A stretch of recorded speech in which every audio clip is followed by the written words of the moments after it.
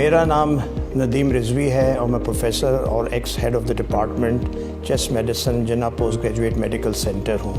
آج ساری دنیا میں ورلڈ ایستھما ڈے منایا جا رہا ہے۔ اس ڈے کو منانے کا بنیادی مقصد یہ ہے کہ عام آدمیوں میں اور خاص طور پہ دمے کے مریضوں میں اس کے متعلق آگاہی پیدا کی جائے۔ دمہ کیونکہ ایک دائمی مرض ہے، اس میں بہت ضروری ہے کہ مریضوں کو اپنے مرض کے بارے میں معلومات حاصل ہوں۔ جب انہیں اپنے مرض کے بارے میں پتہ ہوتا ہے تو پھر وہ بہتر احتیاطی تدابیر اختیار کر سکتے ہیں اور بہتر اس کا علاج کر سکتے ہیں۔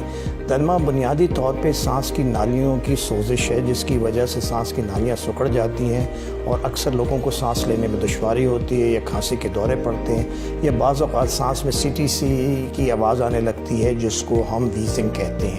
یاد رکھیے گا کہ ضروری نہیں ہے کہ ایک انسان میں یہ تینوں علامات ایک ہی وقت میں موجود ہوں۔ کوئی ایک بھی علامت اگر دوروں کی صورت میں ہو رہی ہے تو اپنے مالج سے اس کے بارے میں ضرور مشورہ کیجیے گا، کیونکہ اکثر ایسے لوگ اپنا علاج اینٹی بائیوٹک یا الرجی کی دواؤں سے یا کف سرپ سے کر لیتے ہیں۔ عموماً یہ جو ہے نشاندہی کرتا ہے کہ مریض کو ایستھما نہ ہو۔ جہاں تک ایستھما کے علاج کا تعلق ہے تو یاد رکھیے گا کہ علاج کے دو بیسک پرنسپل ہیں، دو اصول ہیں۔ ایک تو ان چیزوں سے بچنے کی کوشش کیجیے جن کی وجہ سے آپ کو سانس کا دورہ پڑتا ہے، خاص طور پہ مٹی، دھواں، گرد و غبار۔ دوسرا سب سے بڑا ہے کہ تمباکو نوشی نہ تو خود کیجیے اور نہ ہی اپنے سامنے کسی کو تمباکو نوشی کی اجازت دیجیے۔ اس جگہ پہ نہ جائیے جہاں پر تمباکو نوشی ہو رہی ہے۔ تو یہ تو بہت بیسک چیزیں ہیں جن سے آپ بچنے کی کوشش کیجیے۔ اور دوسرا اپنا علاج جو ہے وہ باقاعدگی سے استعمال کیجیے۔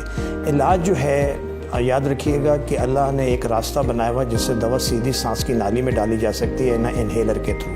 لیکن انہیلر کے خلاف ہمارے ہاں بہت سارے غلط خیالات ہیں۔ انہیلر جو ہے وہ بنیادی طریقہ علاج ہے دمے میں، کیونکہ اس سے بہت کم دوا سے ہم اپنا مقصد حاصل کر لیتے ہیں اور ضمنی اثرات بھی نہیں ہوتے۔ تو دمے کا علاج جو ہے وہ انہیلر سے سب سے بہتر ہے۔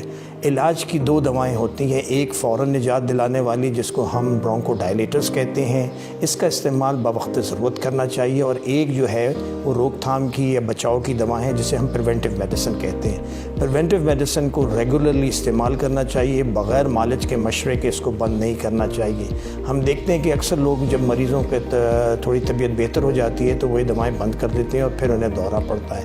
تو یاد رکھیے گا کہ انہیلر سے دوائیں لیجیے دمے کی، اور پریونٹیو میڈیسن اپنے ڈاکٹر سے معلوم کیجیے اور اس کو بند نہ کیجیے گا بغیر مشورے کے۔